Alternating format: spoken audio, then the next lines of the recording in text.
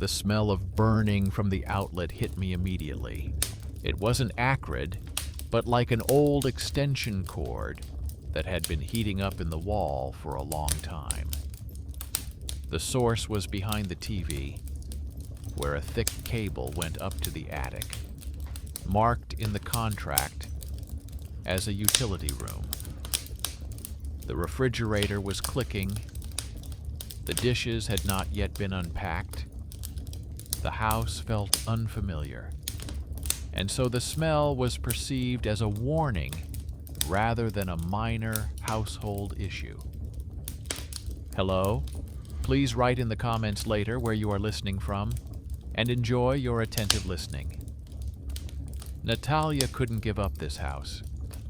The two-room apartment in the city, inherited from her grandmother, was cramped, with neighbors renovating and playing loud music. Her husband's salary was cut. Her daughter grew up and started slamming doors, and her mother needed care and a move after another flare-up. The house outside the city offered separate rooms, a garden, and the opportunity to work from home in a call center, where night shifts paid more. She feared losing her job or her home more than she feared the strange wiring. So she was willing to put up with cracks in the walls and a damp basement. They found the attic on their first visit. A narrow staircase, creaky steps, low ceiling. Between bales of old mineral wool and boxes stood a tripod with a camera attached to it. Above it were two frosted lamps, and next to it on the table lay a worn-out mixer. A bundle of wires stretched from all this to the wall, leading to the very line where it later smelled of burning. The previous owner had left a sticker on the attic outlet with the simple word, air. My husband waved it off, deciding that the previous owner was into live broadcasts and promised to take everything to the dump someday. On the first evening, they just connected the TV to the ready-made cable and turned on the news in the background. Then Natalia got tired, pulled the plug out of the splitter, and went to the kitchen. A few minutes later, she heard a relay click from downstairs. She returned to the living room and saw the TV turned on. There was no logo or familiar channel on the screen. The camera showed their own room, a sofa, boxes, a table with a router. The angle was from somewhere in the corner near the ceiling. In the corner of the screen, a neat service timer glowed, matching the time on the kitchen clock. They didn't have any habits at home yet, so the feeling was simple. Some kind of foreign system was already working inside them. The remote control was lying where they had left it. Natalia turned off the screen. For a moment, the standard splash screen of one of the channels flashed, and then the TV went blank again. She decided it was a random glitch and went back to the boxes. But the next evening, it happened again.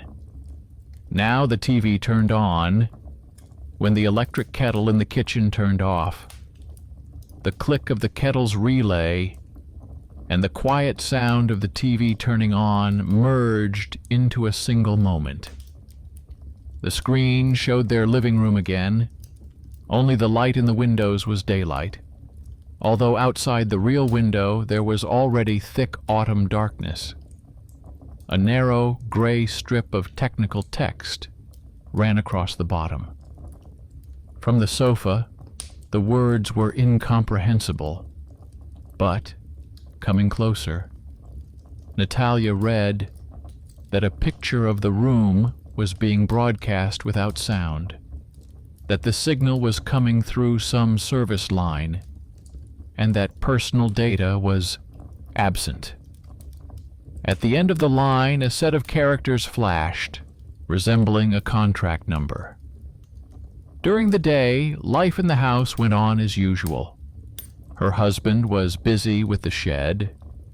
Her daughter complained about the weak internet connection, and construction debris was scattered around the rooms. Natalia was simultaneously applying for a job at a call center.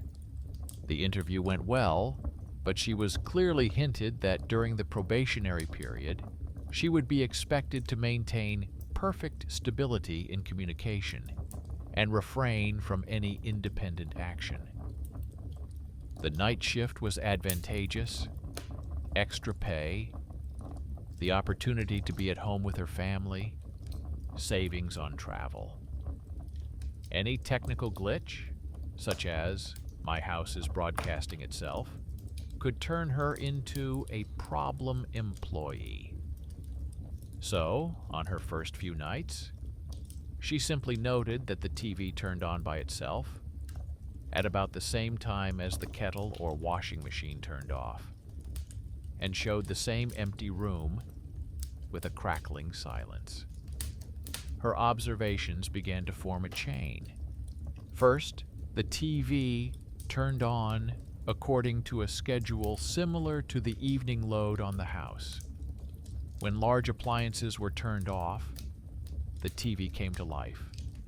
Second, the lighting in the picture never matched the actual time.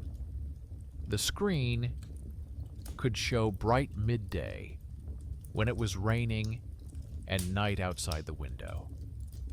Third, the same combination of letters and numbers repeated itself in the service line, like a signature. Fourth, the remote control was sometimes on the table, sometimes on the armrest, even though no one consciously turned on the TV. Receipts from the old sideboard completed the picture. Among the usual electricity bills, she found several sheets with the logo of the telecom operator and the note, Objective Air Service. Their house was listed in the facility column with the status suspended. The last payments had been made several years ago. Then the amount was reset to 0.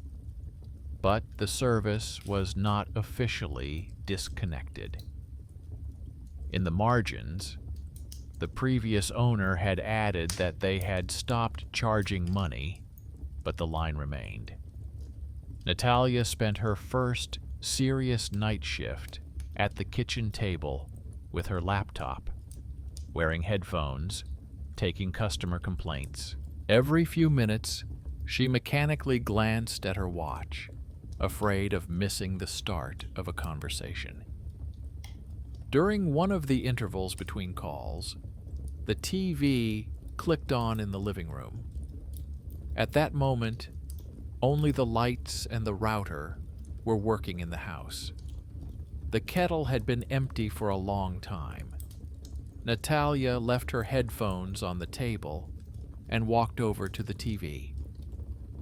Their living room was on the screen, but now part of the hallway was also in the frame. In reality, the door to the hallway was slightly ajar, and a dim light was coming through the crack. In the image, the door was tightly closed, and behind it was darkness. New words appeared in the status bar, stating that the broadcast was proceeding according to the facility's schedule and that viewers were advised not to change their settings. In the lower left corner, a caption appeared for a second, resembling the technical name of the broadcast. But the image immediately broke up into squares. Instead of pressing the off button as usual, she climbed the creaky stairs to the attic. Everything was the same there: a tripod, a camera with a closed lens, 2 lights on the ceiling, a small black box with a flashing green light, and the same outlet with a sticker that said, Broadcast. On the body of the unit, she saw a sticker with the contract number. It matched the alphanumeric signature at the bottom of the broadcast and was listed on the old receipt. Her inner fear of losing her job clashed with her simple desire to pull the plug.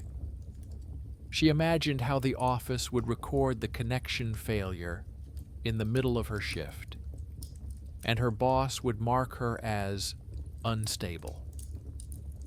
Instead of a rough shutdown, she chose a less intrusive option.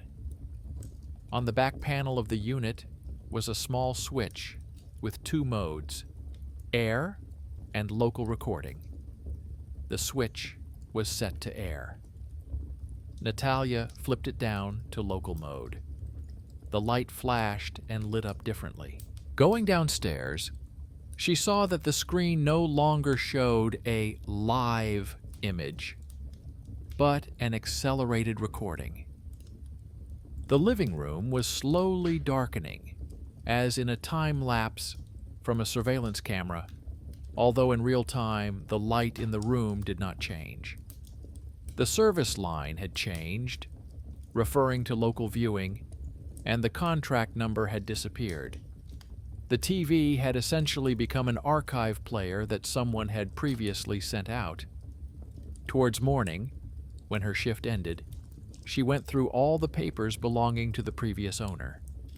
She found instructions for the objective broadcast service, which explained in small print that if payment was discontinued, the operator could use the line for testing without interfering with privacy.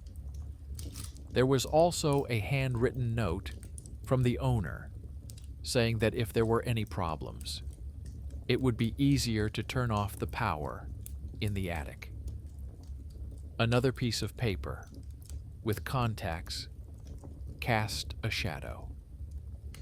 The list included a familiar surname, matching that of her father's distant relatives who had once worked in television. It turned out that this house, the broadcast line, and the old receipts were connected to people whom the family had long preferred not to remember. The house stood like a knot in which someone else's unfinished project, a forgotten contract, and their own attempt to start life anew were intertwined. Natalia chose not to cut everything down at once, but to gather evidence first. She photographed the sticker, numbers, lines on the screen, and recorded a request to the operator's service. There, upon hearing the address, she was quickly redirected to an archival services specialist and offered to send a technician to inspect the equipment on site. So, in addition to the usual fear of not being able to afford the house and failing the probationary period, another level of anxiety crept in. The feeling that their new life was being played out on a stage, connected to someone else's network, where there had once been an audience, and where now only empty rooms were being shown. The technician arrived sooner than she expected. In the morning, she received a text message with an approximate time frame, and closer to lunchtime, the intercom rang, displaying an unfamiliar name and a brief note that a specialist had arrived in response to her request. Natalia looked at her watch, at the unpacked boxes, and at her laptop with her work email, and still pressed the open button. Refusal would mean postponement for an indefinite period and another night, with a strange picture on the screen. The technician turned out to be a middle-aged man with a neat tool bag and a tablet. He showed her his work order, which included the address, contract number, and a strange note that it was a service with archive. At the bottom, in small print, it said that the property was classified as a historic connection. He asked how long they had been living in the house, and noted in his tablet that the owners had changed. There was no surprise or mysticism in his voice, just the tired habit of explaining to people that the wires themselves were not to blame. First, he went to the fuse box, checked the grounding, the terminals, and the circuit breaker for the attic. He said that there were no signs of obvious overheating. The smell of burning could have come from old contacts, but he didn't see any serious risk. Then he asked to see the attic and the equipment. Natalia walked ahead up the narrow staircase, feeling the boards bend slightly under the weight of two people. A simple thought crossed her mind. If he said that everything needed to be dismantled immediately, they would simply lose control of the situation. Upstairs, the technician examined the tripod, camera, and lights. He carefully shifted his gaze to the black box with a sticker and a switch. He said that their company had indeed once installed such equipment in private homes for the objective broadcast service as part of pilot projects. He added that most of the lines had long been disconnected, but some remained in limbo. They didn't charge for them, but signals still traveled through the network from time to time. He took a small test receiver out of his bag, connected it to the connector on the unit, and looked at the screen. A menu appeared with several items: local viewing, broadcast, and archive of the last day. One of the fields showed the contract number and the status suspended test mode. The technician noted that, according to the logs, this house did indeed send a picture every few days, which arrived at their server as a technical signal. No one watched it there. It was added to the general stream and deleted during the next cleanup. He called the fact that the TV downstairs picked it up as a channel a forgotten bridge in the settings. Natalia asked if it was possible to see what exactly was being sent. The technician turned on local viewing. The test receiver's screen showed a familiar view of the living room, only in fast motion, as if the house were reliving the past few days. He scrolled through the archive, and they saw fragments where the room still had bare walls without their belongings, where other people, strangers, flashed across the screen. In one excerpt, the former owner was sitting on the sofa with a laptop. In another, one of the guests was walking around. The faces were difficult to recognize, but the silhouettes and gestures were vivid. At the same time, in the interface at the bottom, next to the time, there was a views field. Almost everywhere, there was a 0. Only a few fragments had a 1.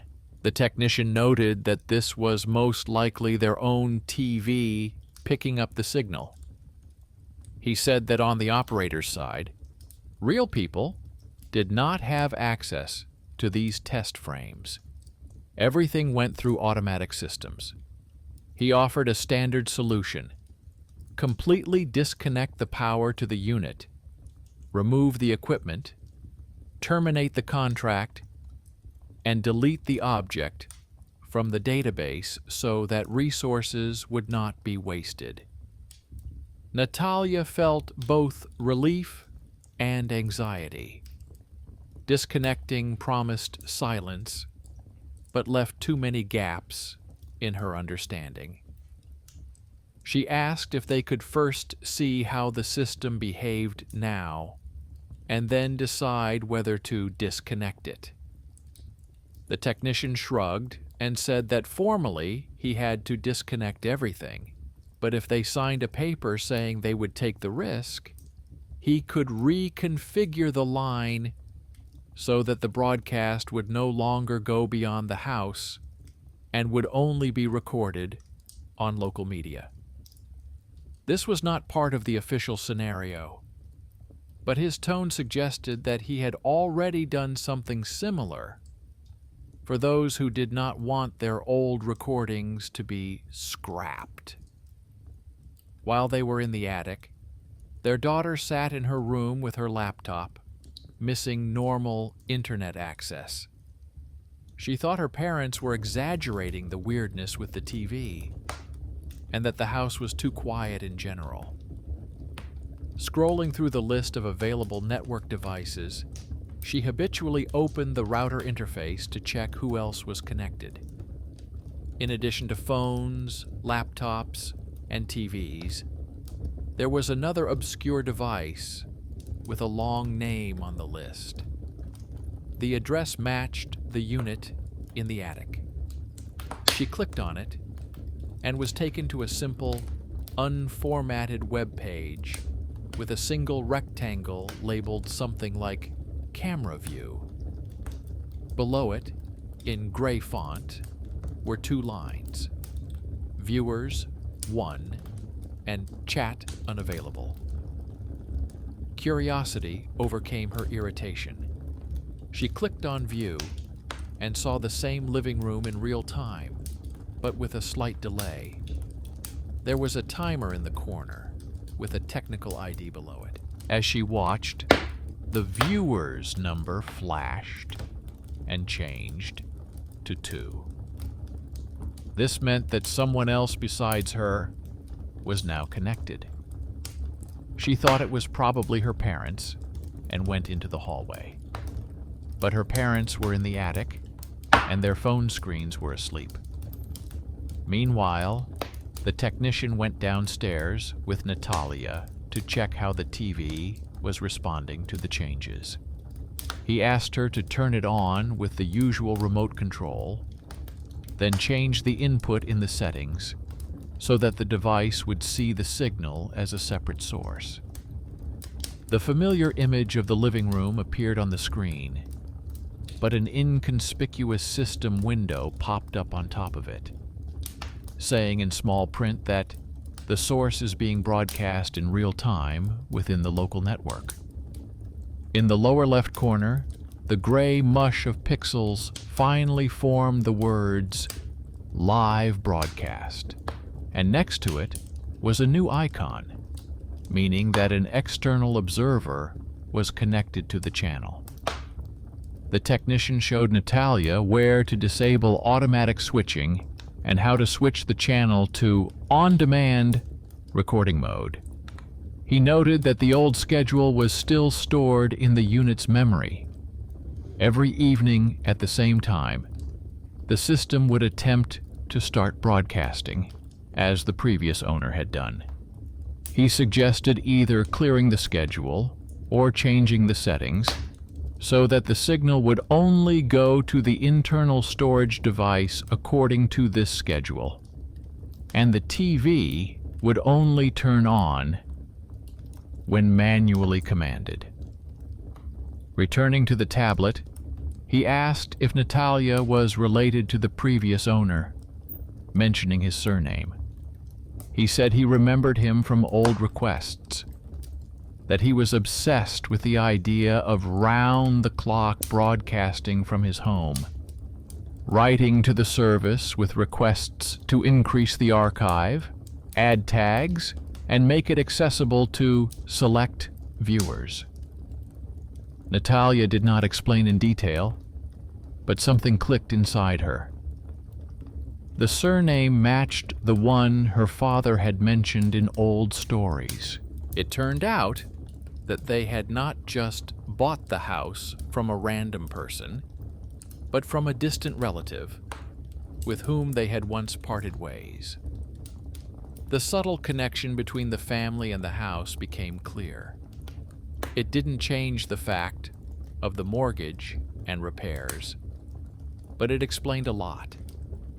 Why the lines were laid out this way, why familiar phrases flashed in the notes, why the house itself seemed strangely familiar to her, even in the photo in the ad. The practical decision to buy a country house at a bargain price unexpectedly took root in a past that no one had planned to unravel. The technician, having finished the setup, took a couple of small flash drives out of his bag and said that he could set up a local archive on one of them if it was important for them to keep some of the recordings for themselves. Officially, he was supposed to recommend complete disconnection, but he added that sometimes it is easier for people to deal with such things when they control access themselves, rather than leaving everything to automation. For him, it was a minor deviation from the instructions, but for Natalia, it was the very intervention of an outsider that escalated the conflict. While they were digging through the menu, her daughter quietly approached the door and said that she saw the same image on her laptop, and that for some reason it showed 2 viewers. Natalia asked her to describe the interface. It turned out that the web page she had stumbled upon did not belong to an internal unit, but to a remote operator server to which he was sending a test stream. Somewhere far away, the system still perceived their home as one of the objects from which training broadcasts sometimes came. The technician frowned, checked the address, made a note in his tablet, and said that this was no longer a matter for the home network, but for the operator's configuration. According to him, they should have disabled this channel long ago, or at least linked it to a 0 viewer. He promised to send an internal request to have their facility closed for test viewing. Natalia sensed something more than formal politeness in his tone. He clearly cared that someone's home remained suspended in training picture status. Later, when the technician left, leaving them a copy of the report and a new connection diagram, the house was quiet for a while. The TV was off, and the light bulb in the attic was burning steadily without the usual flickering. Natalia sat down in an armchair in the living room, intending to close her eyes for a moment before her next night shift. She didn't notice how she fell into a light sleep with her phone in her hand.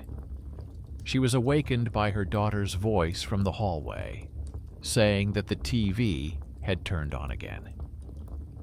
The screen showed the same living room, the same angle. Only in the armchair where she was sitting, she herself was shown sleeping, with the phone in her hand. In the lower left corner, above the gray service line, a clear inscription glowed, "Live broadcast." In the corner next to it was the number 1. The number 2, which her daughter had seen on her laptop earlier, had disappeared. Natalia looked at the picture and realized that the technical explanations had almost closed the issue of outside viewers. But at the same time, it became clear that the structure, once conceived by a member of her family, was still operating according to its own schedule. And now the question was not about finding someone on the other side, but about what they themselves had to decide to do with the house that was used to being a stage, even when no one paid for tickets.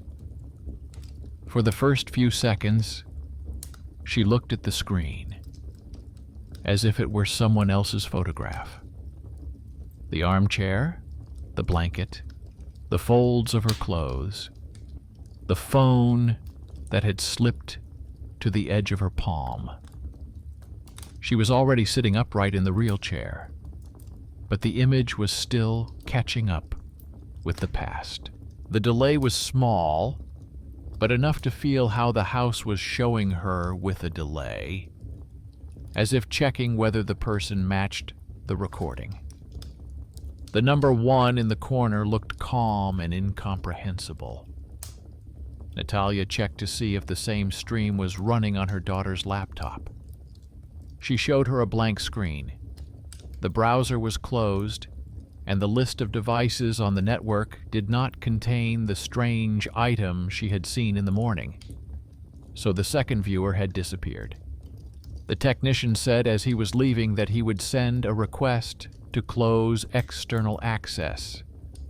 But servers don't obey human today-tomorrow deadlines. Sometimes the settings continue to operate under the old rules for some time. Life went on in the afternoon. Her husband went to the city to get another part-time job. Her daughter grumbled over her homework. Her mother called from the old apartment and asked her not to delay the move. Natalia tried to squeeze in shopping and cooking between shifts at the call center. Fatigue became a constant backdrop. The evening fear in front of the TV gave way to a simpler fear. Not to be late, not to make a mistake, not to press the wrong key in a complex work program.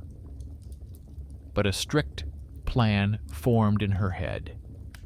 Now she had to record every oddity rather than dismiss it. She began to write down the time the TV was turned on in a notebook, noting what was happening in the house at that moment. She made a separate note of the day the repairman came, the switch from broadcast to local recording, the appearance of the words live broadcast, and the number of viewers. The habit of a call center operator, where every situation must be described in detail, now extended to her own home. A couple of days later, the mail brought a new line. In the mailbox was a notification of a parcel addressed to the previous owner. The letter from the courier service said that a shipment marked Archive Media was waiting at the post office. Underneath the notice was a note saying that if the addressee had changed, the new owner could receive the parcel upon presentation of documents for the house. It was the kind of everyday detail that people usually latch onto. Other people's letters, forgotten orders. Here it became just another item in the collection. Natalia could have simply returned it to the sender. But any attempt to turn a blind eye now seemed dangerous to her. She went to the delivery point after her shift, with a heavy head and a list of groceries on her phone. The employee behind the counter checked the address and the purchase agreement, shrugged, and handed her a small box, neatly packed with the archive logo. The sticker bore the number of that very agreement on the object airwaves and the marker Archive, Private Set. In the car on the way home, she looked several times at the box lying on the passenger seat. Inside could be just an old disc that no longer had anything to do with them. But if it was a copy of the very stream that the house continued to play, then someone had long ago put it into storage. In that case, the house under broadcast was not only their problem, but also part of someone's personal archive. At home, she didn't open the box right away. She put it on the sideboard next to a stack of receipts and went to unpack the groceries. Her husband took a simpler approach to the package. He said it was probably something old and unnecessary, and suggested putting it off until the weekend. Their daughter glanced briefly at the box and returned to her laptop. For them, this object was not yet central. Their concerns revolved around money, school, and the road. In the evening, when the house had quieted down a bit, Natalia secretly brought the box to the kitchen, took out a knife, and cut the tape. Inside, among the packing tape, lay a flat external drive in a plastic case and a thin piece of paper with a description. The document stated that this was the subject's personal archive, preserved at the owner's request before transfer to test mode. It contained the last few days of continuous broadcasts, dated years before their move. It also stated that a copy was being sent to the subject's address as a final service. Under the tabletop, she already had a free USB port from an old laptop. She connected the drive and opened the folder. Inside was a set of folders with dates and files labeled by the hour. The first launch showed a familiar angle. The living room, only with different furniture and walls painted a different color. The former owner walked around the room, set up the camera, and checked the lighting. Sometimes guests came into the frame and sat down on the sofa. It was all just the normal life of people who had decided to live on live TV. Natalia scrolled forward. The closer the dates were to the end of the archive, the fewer guests there were, and the more solitary walks back and forth. At some point, the host began to sit more often with his phone, looking at the screen, then at the camera, as if expecting feedback that never came. The viewer counter in the corner almost always showed 0. Only occasionally did the number change to 1 for a brief moment and then return to 0. In one of the files closest to the point of cessation, she saw an empty living room. Time passed. The light changed. No one entered. The viewer counter showed 1, then 2. A service line reported that a test viewing was in progress and that control had been transferred to an external system. At some point, the owner himself entered the frame, stood in the middle of the room, and stared straight into the camera for a long time. The viewer counter stuck at 1 and froze. A few minutes later, he left. The frame was empty again, and the archive ended there. These recordings were scarier than any fantasy about the gaze of the other. The house demonstrated a long attempt to be interesting to someone through the lens, which almost no one saw. The previous owner left behind not a portrait or a letter, but a set of cycles. Entrance, exit, waiting. And now the same house continued to show new cycles, only with different people. Her family. The difference was that now someone within the family was aware of this and could influence what was happening. Natalia did not hide her discovery from her daughter. Instead of long explanations, she showed her a couple of fragments, especially the one where the audience counter in the empty living room grows in the absence of people. Her daughter, who was used to streaming platforms and statistics, noticed that the interface was old, but the principle was the same. If the system shows a viewer, it means that there is a client somewhere, even if it is automatic. She suggested checking who exactly was connecting through the router and through the interface she had already accessed. The two of them sat at the table with a laptop in the evening when the house had already quieted down, and her husband was busy with firewood in the yard. My daughter opened the list of devices and the connection log. There were familiar phones, a TV, her mother's laptop, a unit in the attic, and another address that repeated at the same intervals. According to information from the operator's website, this was not a live user, but a quality control node that automatically connected to objects and recorded images for service purposes. Natalia realized that the outside viewer who kept a 1 or 2 in the corner of the screen was not a person, but an algorithm that didn't care what was being shown. The living room, an empty chair, her sleep, or no one. But that didn't make it any easier. Their home was still part of someone else's test field, even if there was no conscious attempt to invade their privacy. Their daughter suggested a radical option: to close access to this node at the router level by blocking its address.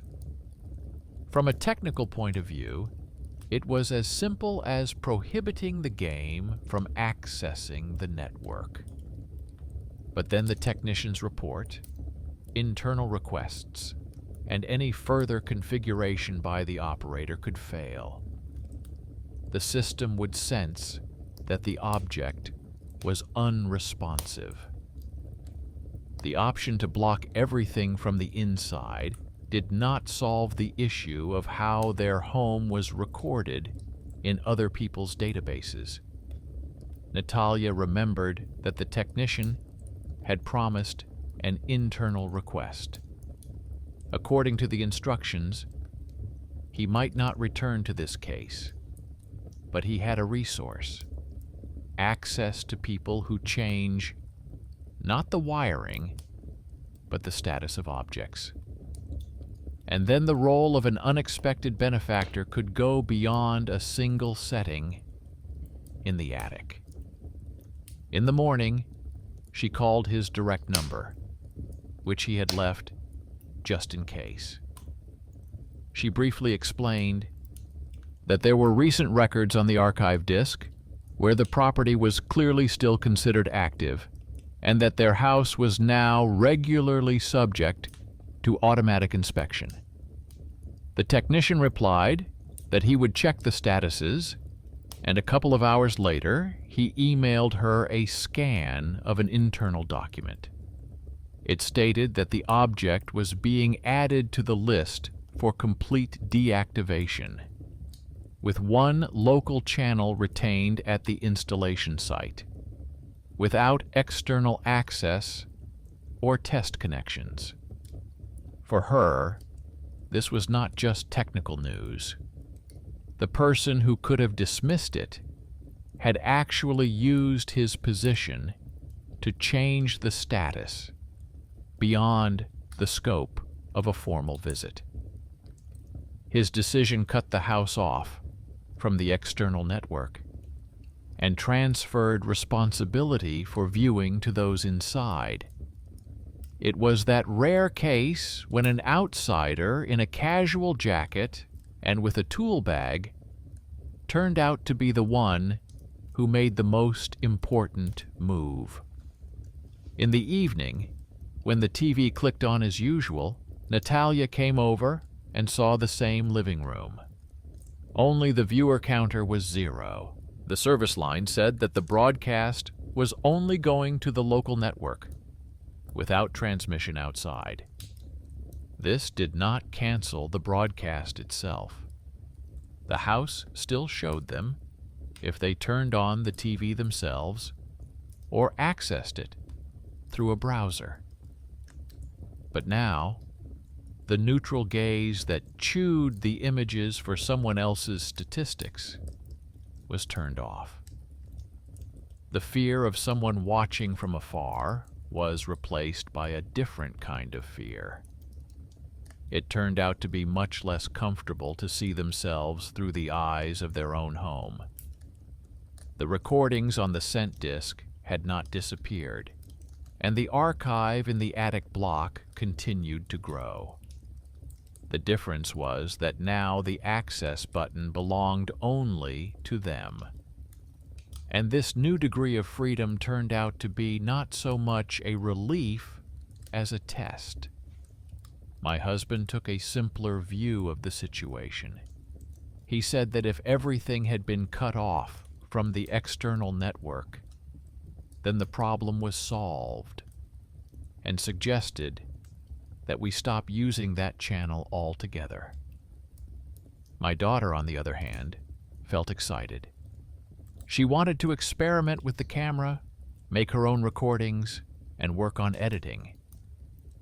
Her mother, preparing to move, was only concerned about the comfort of her bed and the proximity of a pharmacy. Everyone had their own agenda in the house. Natalia, however, felt that the story had not yet reached its conclusion. As long as the archive simply replays their present days, just as it once replayed those of others, the house continues to live its old role, a picture on the air, even if there are no viewers. For this to change, it is not enough to turn off the test nodes and uncheck the box on the contract. A decision must be made about the principle itself, watching oneself on a schedule. And this choice can no longer be shifted to the technician, the operator, or the distant relative who once came up with this scenario. The solution came not from my head, but from how the house continued to behave after external access was disabled. For a couple of days, the TV was silent, like a normal household screen. Then, in the evening, it clicked on again, at the exact, already familiar time. The screen showed the living room. No one was sitting in the frame, although in reality, his daughter had just walked past the sofa with a mug of tea. The delay was longer than usual. The picture showed the house as if it were living a day without them. The viewer counter was at 0, and the service line reported that the broadcast was only available locally and that archiving was enabled. Natalia noticed something strange. Entries began to appear in the file list in the attic block that did not match the actual TV broadcasts. The house recorded according to the old schedule, even if they were in other rooms at the time or had left altogether. It continued to function as an object on the air, only caught in a jar. The algorithm, accustomed to cycles, did not understand that there were no more viewers. It considered it its duty to continue recording empty rooms on a regular basis. Natalia imagined how the disc in the attic would one day fill up. The system would begin to erase the old according to its internal rules, possibly affecting the parts she would like to keep. The archive of the previous owner on the scent disc had already shown what such a life on schedule leads to. The house turns into an endless tape of presence, in which no one is really present. She still did not dare to turn off the unit completely, but she did not want to allow it to write infinity either. She and her daughter returned to the unit's interface. They found an option in the menu that they hadn't touched before. It was something like channel termination, with a short warning that after activation, the object would be transferred to archive mode, and the live broadcast schedule would be cleared. To press the button, You had to be in the frame and start the last broadcast, according to the instructions. The block was designed so that the owner himself would one day decide to close his show and leave it in the past. The daughter took this as a task. She said it was the only way to stop being a random continuation of someone else's project. For her, it was like closing a channel on any platform. Her husband initially dismissed the idea. He was considered the person in the family who didn't mess with technology and preferred a hammer to any kind of configuration. But at some point, he also became irritated with the house, which behaved as if someone else still lived there. And he agreed to help with the technical aspects, to check that there were no extra cables hanging anywhere, and that he could remove the camera in one go if necessary. By this time, his mother had already moved in. She was given a room on the first floor, closer to the bathroom. Her worries were simpler: pills, blood pressure, the dacha she had to leave behind. When she first saw the TV showing their living room without delay, she very briefly asked that no one watch her without asking. People of her generation knew the value of privacy for other reasons. Her unusually harsh tone was the final argument that had been missing. Towards evening, the three of them gathered in the living room. The mother stayed in her room, but she knew what was going on. The daughter set up the device via her laptop and displayed a simple technical screensaver on the TV screen with a message about a local broadcast. Her husband slightly adjusted the camera in the attic so that the angle was not from above, but lower, closer to a human gaze. It was a small gesture, but it changed the status. The house stopped looking at them as if they were exhibits, and the gaze became level. When everything was ready, Natalia sat down in an armchair. Her husband leaned against the back of the sofa, and their daughter sat down on the edge of the table. The three of them appeared on the screen with a slight delay. The service line indicated that the object was broadcasting live, but the channel was limited to the local network. The viewer counter stood at 0, then flashed and showed 1. The TV counted itself as a viewer. The system no longer showed any external nodes that had previously held the second unit. Natalia did not say the words aloud, but mentally formulated what she wanted to leave in this recording. That the house now belonged to them, not only on paper, but also because it was no longer subject to the continuous display of life of strangers. Her daughter held the laptop, ready to press the end channel button. A prompt appeared in the interface below the broadcast window. Mark the current recording as final, after which the broadcast schedule will be cleared. At one point, there was a movement in the reflection of the screen on the dark window glass. Natalia saw a vague silhouette in the distance, at the level of the stairs. The frame of the TV screen and the real doorway coincided in such a way that for a split second, an image of a figure appeared between them, standing where the former owner had walked in the archives.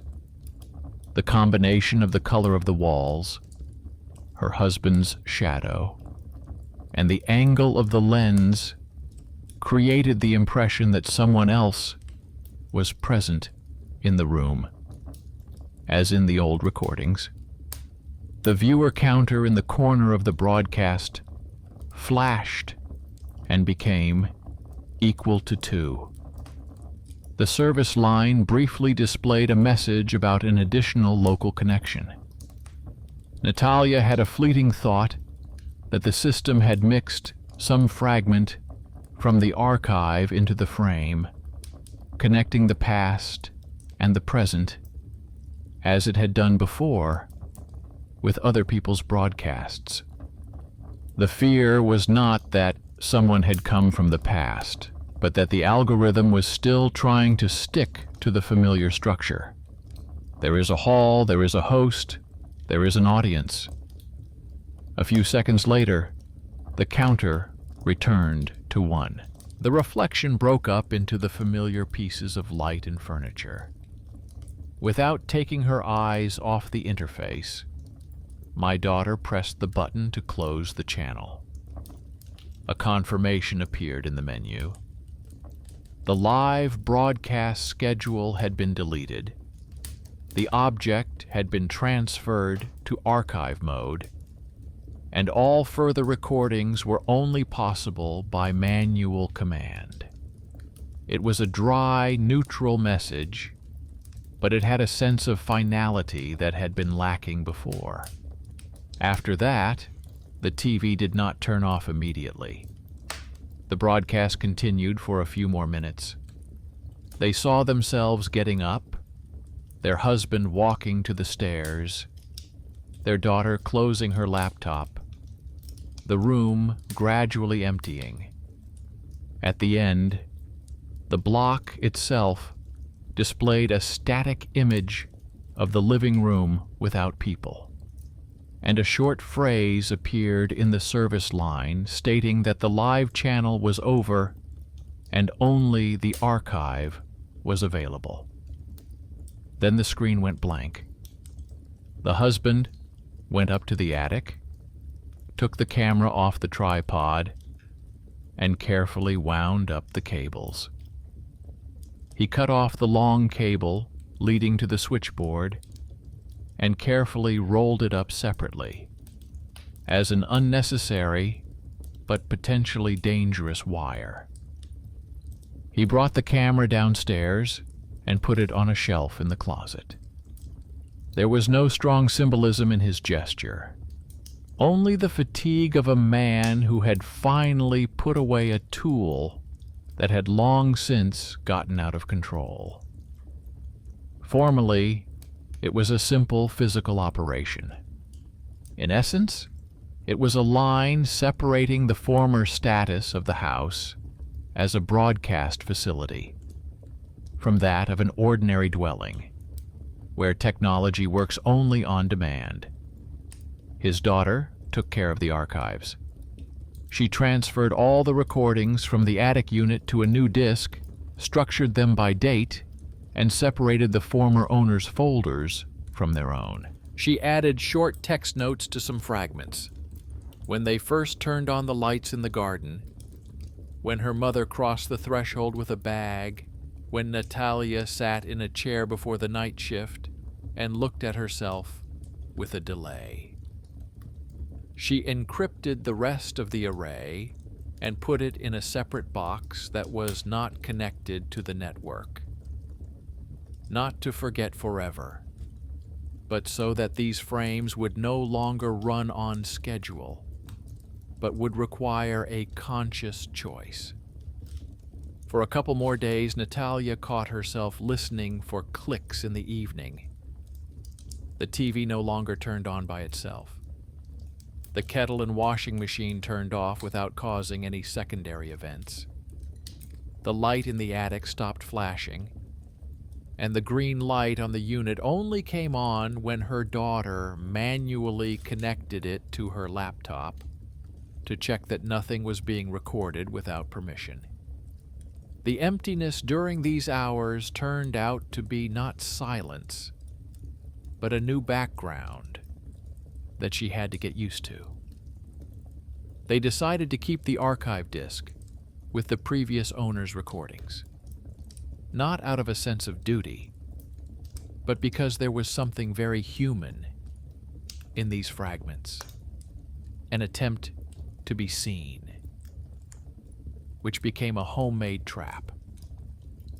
In one of the last files, he sat in a chair for a long time and looked at the camera, as if waiting for the viewer to finally respond. Judging by the counter, this viewer almost never appeared in his time. Now, his place was taken by the house, which continued to show the picture to the residents themselves. His mother sometimes passed by the turned-off TV and said that now this box was quieter. It was enough for her to know that no outsiders were watching her cup on the table or her sleep anymore. Her husband returned to the garage and shed, periodically joking that they had their own channel, even though no one saw it. Her daughter used the camera for her own little videos, where the house was not an object of observation, but a backdrop for her ideas. Natalia continued to work at night. Sometimes during another shift, when someone on the other end of the line complained about a delivery failure, she caught a glimpse of her reflection in the black TV screen out of the corner of her eye. There was almost no difference. It was the same chair, the same table. Only now she knew that the image did not automatically send her somewhere outside. If the archive was replenished, it was only by their decision.